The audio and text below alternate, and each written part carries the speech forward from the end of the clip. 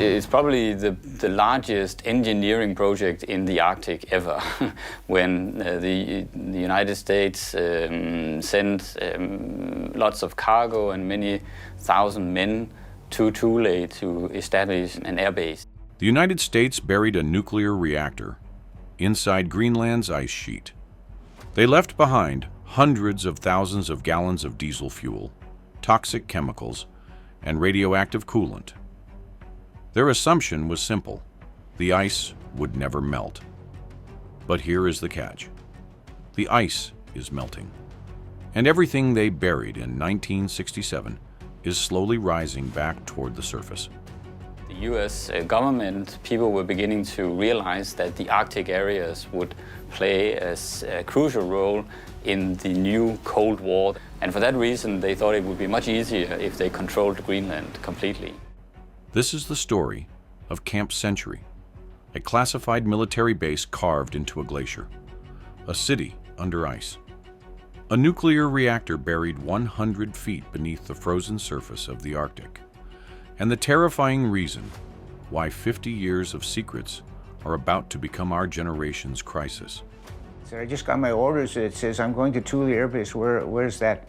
And the sergeant that answered the phone, he started laughing and laughing and laughing and laughing. I said, what's so funny? He says, that's the worst place in the world. He says, you're going to live under the ice for a whole year and you'll never get out and see the sun. The perfect shield, Greenland, sits almost exactly between North America and Europe, with the Arctic stretching toward what was then the Soviet Union. During the Cold War, any nuclear missile launched at American cities would pass directly over Greenland. That made this frozen island the front line of early warning. The United States built Thule Air Base to track Soviet bombers and monitor missile launches. But Thule was only the visible part of the strategy. What made Greenland truly valuable wasn't just its location. It was the ice. Greenland's ice sheet was believed to be permanent, more than a mile thick in places. To military planners, this ice looked like nature's own armor. It blocked satellites. It absorbed sound. It hid heat signatures. And it moved so slowly, they treated it as if it didn't move at all. The logic was simple. If the ice never melts, anything buried inside it never returns. But here is the catch. The military didn't just want to use Greenland as a watchtower. They wanted to turn it into a hidden nuclear missile base. Camp Century was the runner-up project for a much larger project known as Project Iceworm that involved building many 1,000 kilometers of tunnels under the inland ice to have nuclear missiles installed. Project Iceworm. In the late 1950s, a group of American military planners conceived one of the most audacious weapons projects in history. They called it Project Iceworm.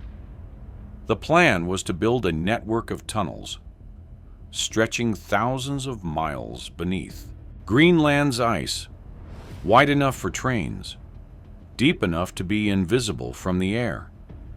And inside those tunnels, they would deploy hundreds of mobile nuclear missiles that could be constantly relocated, making it nearly impossible for the Soviets to target them in a first strike. From above, nothing would be visible, just endless ice and snow.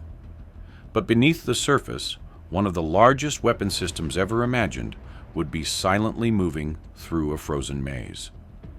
Greenland would become a living nuclear labyrinth. There was a long, especially large tunnel a bit away from the other tunnels, where you were pulling a wagon from a train wagon on rails back and forth. To test whether this was even possible, the military needed a prototype, a proof of concept that could demonstrate whether humans could actually live, work, and operate heavy military infrastructure inside a moving glacier. That prototype was called Camp Century. Officially, the base was described as a scientific research station. Press releases showed smiling scientists with drills and measuring equipment. But behind the closed doors of the Pentagon, Camp Century had a very different purpose. It wasn't about science. It was a rehearsal for nuclear war. If this Cold War secret is news to you, hit that subscribe button, because what they built inside the glacier is even more disturbing. CERN takes part in many of these tests.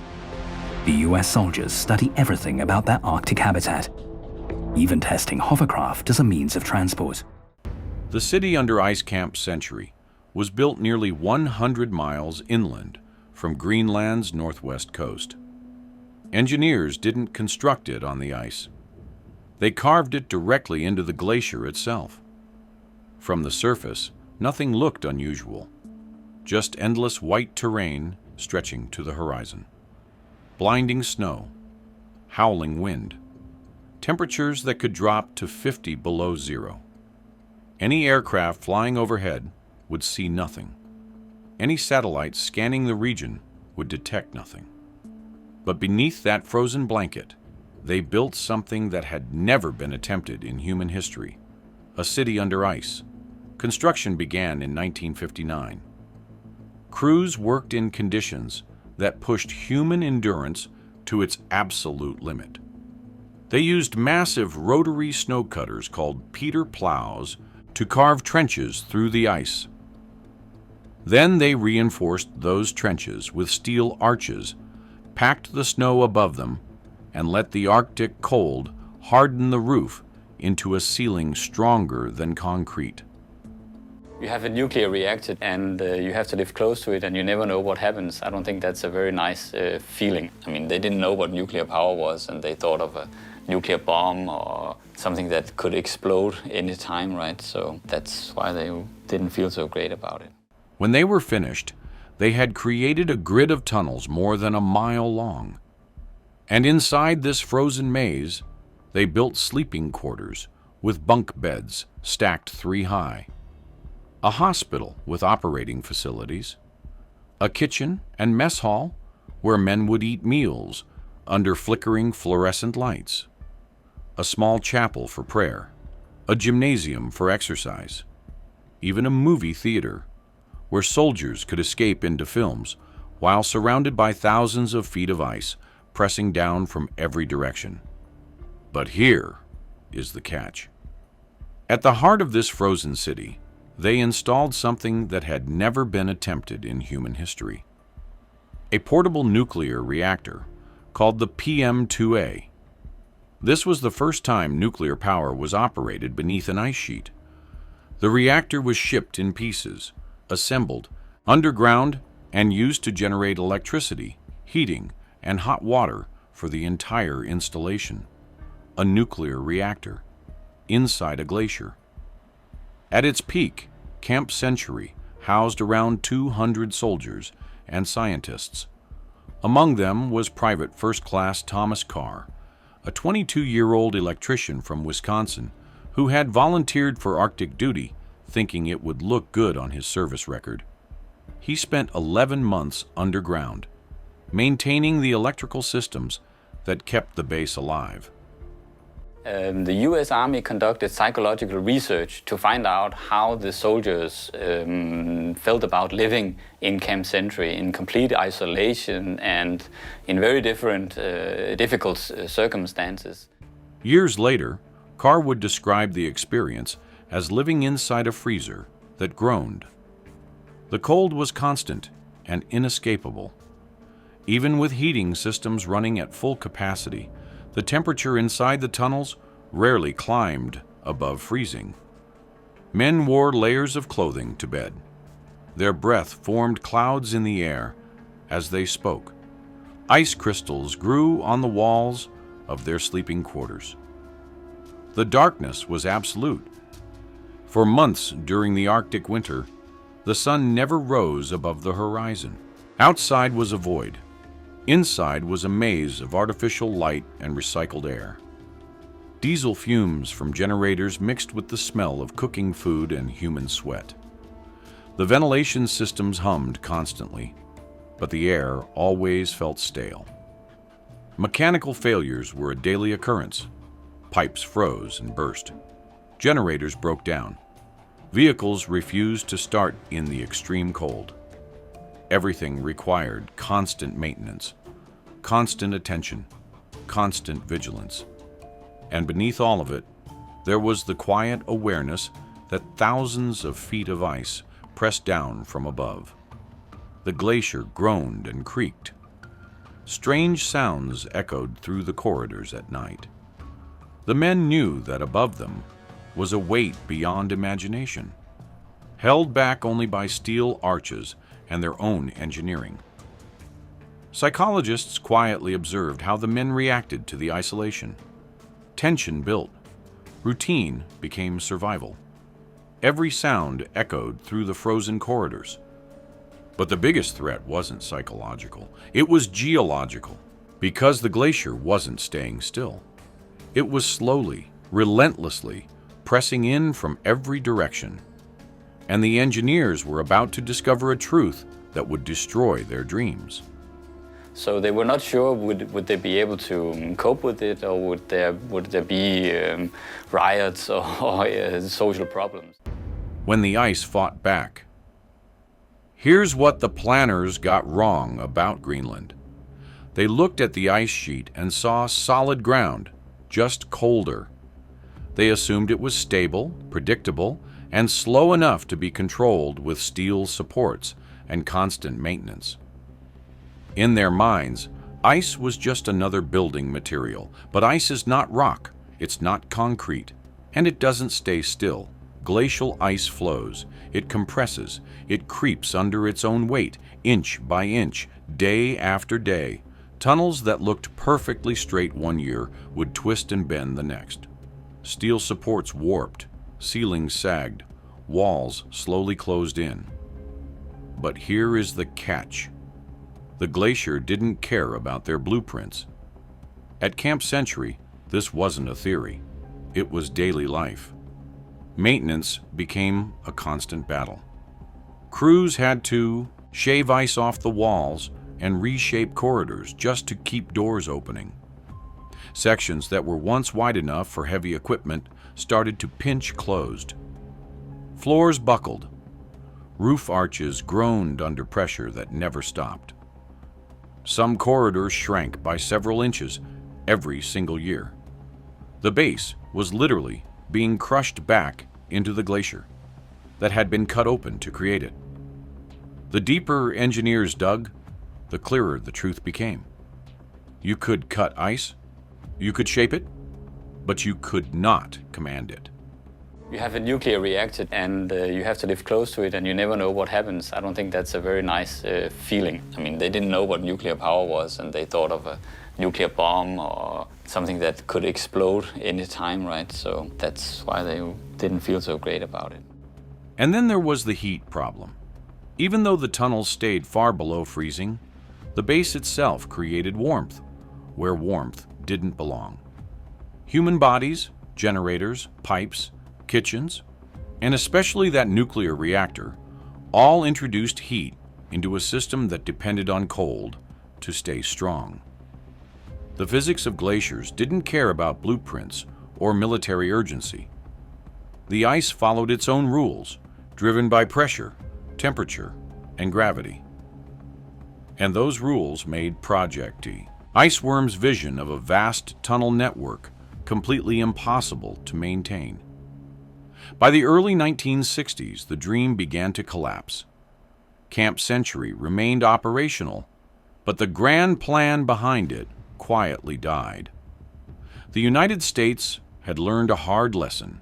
You can hide weapons from your enemies, but you cannot hide them from physics. And so they made a decision that would echo forward through decades. They decided to walk away. Project Iceworm was evaluated by the Department of Defense in 1962 under the Kennedy administration. And we know that this evaluation, even though it was favorable, the Department of Defense in the end said no to Project Iceworm. What they left behind when the United States shut down Camp Century, They didn't clean it up, they just left. Officially, the mission ended quietly in 1967. The nuclear reactor was dismantled piece by piece. The fuel rods were carefully removed and shipped back to the United States aboard military transports. On paper, the nuclear danger was gone. But what remained under the ice was not an empty shell. It was a buried inventory of the Cold War itself. Under the snow and ice, engineers left behind hundreds of thousands of gallons of diesel fuel stored in tanks and pipelines. This fuel had powered vehicles, heaters, and backup systems during the camp's 8 years of operation. At the time, diesel was seen as inert in the Arctic environment, locked away by cold. Harmless, they also left PCBs, toxic industrial chemicals commonly used in electrical equipment during the mid-20th century. PCBs were not yet widely recognized as dangerous. Today, they are known to persist in ecosystems for decades, accumulating in animal tissue and causing cancer, immune system damage, and reproductive problems. The PCBs at Camp Century are still there, still toxic, still waiting. Ecological threats are very serious. Any nuclear waste is of ecological danger, regardless whether that's on ice or on land. They left sewage systems filled with biological waste from years of human occupation, gray water from showers and sinks, food waste from the mess hall, the accumulated refuse of 200 men living underground for nearly a decade. And they left something else, something more dangerous than all the rest combined. The reactor's cooling system had used water that became contaminated during operation. Low-level radioactive coolant that had circulated through the heart of the PM-2A. That coolant was never removed. It was dumped into the ice under one simple assumption. It would remain frozen forever. No cleanup plan was ever created. No environmental impact assessment was conducted.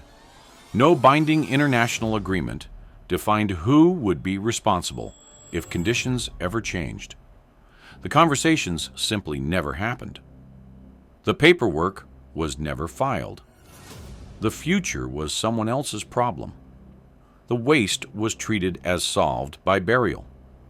The Arctic was treated as permanent. Greenland was treated as a freezer that would never be opened. And for 50 years, that assumption held. But the ice had other plans. Everything is still there, but because it's up to 200 feet under the ground and buried under at least 100 feet of snow, it's all as flat as a pancake. The melting truth. For decades, scientists believed Greenland's ice sheet changed slowly, almost imperceptibly. Early climate models assumed stability, measured in centuries. The Arctic was viewed as eternal, unchanging, as permanent as the mountains themselves. That assumption no longer holds. Something has shifted in Greenland.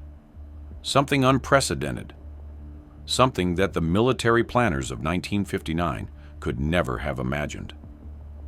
Satellite data now shows that Greenland is losing ice faster than any 20th century projection predicted. In recent years, the island has been shedding more than 200 billion tons of ice every single year. That's 200 billion tons of water running off into the ocean annually.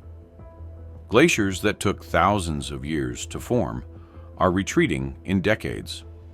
Summers are lasting longer. The melt season now stretches weeks beyond what it was just a generation ago. Surface melt is spreading farther inland, reaching areas that were once considered permanently frozen. What once refroze each winter now runs downhill as liquid water, carving channels and crevasses through ice that was supposed to last forever. But here is the catch. The melt isn't just statistical. It's already reaching depths that were supposed to stay frozen forever. Scientists say the ice sheet around Greenland is melting at an unprecedented rate, and they've used satellites to measure the loss. It shows that melting between 2017 and 2018 was reduced, but 2019 saw a record loss of the ice mass. Dr. William Colgan, a glaciologist at the Geological Survey of Denmark and Greenland, has spent years tracking the site.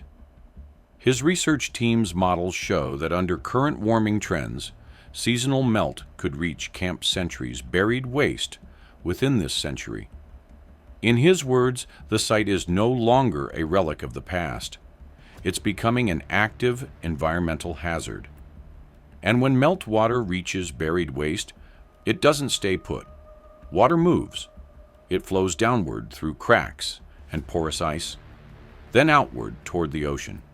If it encounters diesel fuel, PCBs, sewage, or radioactive residue, it carries those materials with it, slowly at first, invisibly, but inevitably.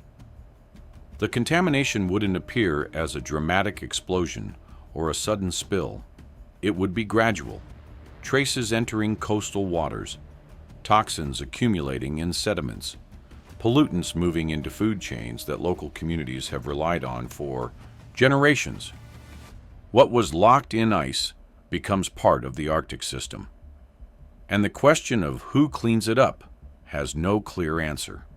The ice cap is not a solid piece of ice. It's quite dynamic in fact. So it moves all the time. It flows from the middle of the ice cap and towards the oceans. The Reckoning Camp Century was built and operated by the United States. The waste came from American military systems. American engineers designed the base. American soldiers lived inside it. American generals approved the mission. But the base sat on Danish territory, in what is now self-governing Greenland. When the camp was abandoned, no binding agreement defined who would handle the cleanup if the ice ever changed. Now the ice is changing, and the silence is becoming impossible to maintain.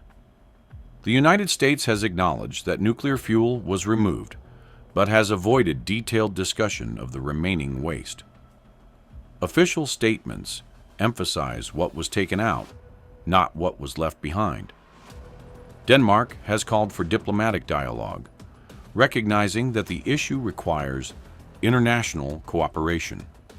Greenland's government has raised moral concerns, arguing that decisions made without their consent are now becoming their burden to carry.